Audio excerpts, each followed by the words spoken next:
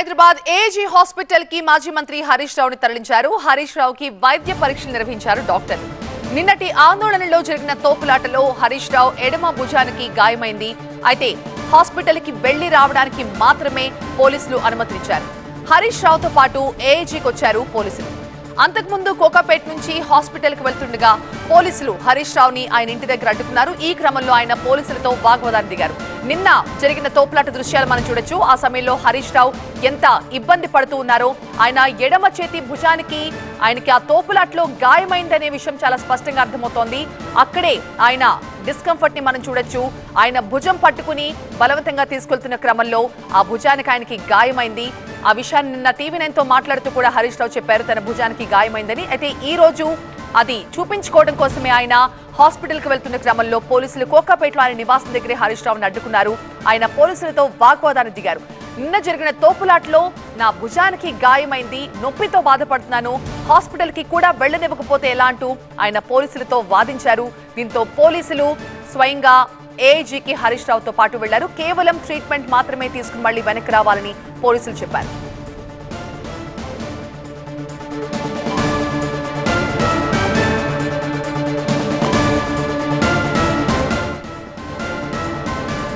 So Harish రావుతో పాటుగా పోలీసులు కూడా ఏఐజీకి వెళ్ళినట్టుగా తెలుస్తోంది. మా ప్రతినిధి రాకేష్ మనకి లైవ్ లో జాయిన్ అవుతున్నారు మరింత సమాచారం అందించడానికి.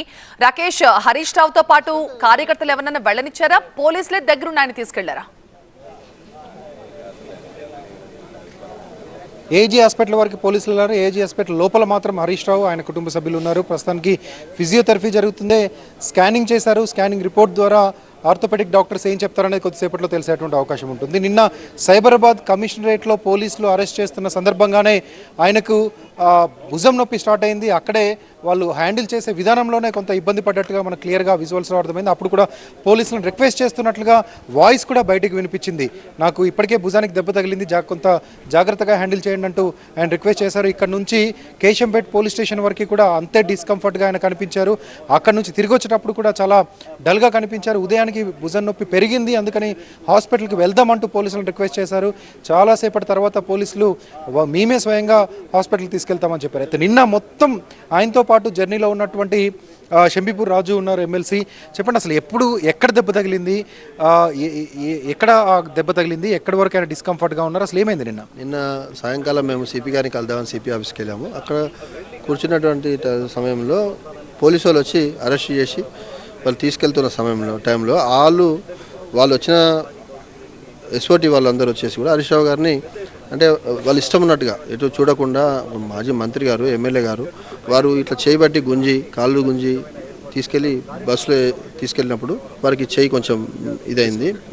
అయితే వారు అక్కడ నుంచి చెప్తా ఉన్నారు కూడా చేయి ఇబ్బంది అవుతుంది, మేము హాస్పిటల్కి వెళ్ళాలంటే కూడా వాళ్ళు చూడకుండా ఆ బస్సులో ఒక 2 గంటల సేపు తిప్పారు. 2 గంటలు ఎక్కడ తీసుకెళ్తారో తెలియదు.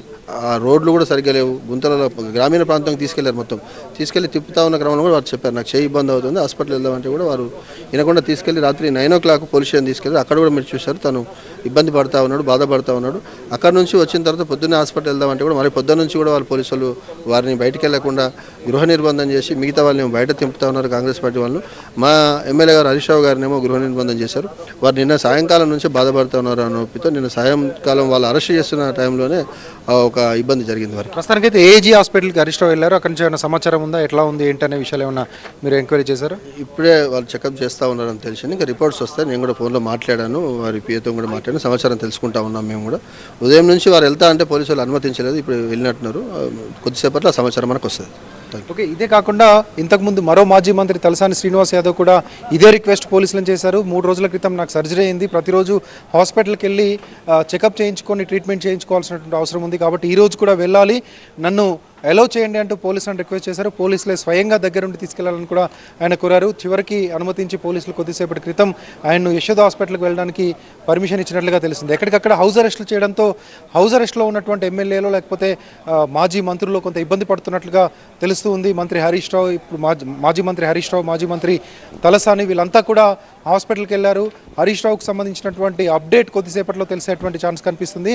ఆయన సిబ్బంది కూడా కొద్దిసేపట్లో డాక్టర్స్ చెప్పే విషయాన్ని హెల్త్ బులెటిన్ రూపంలో ఇస్తామంటున్నారు.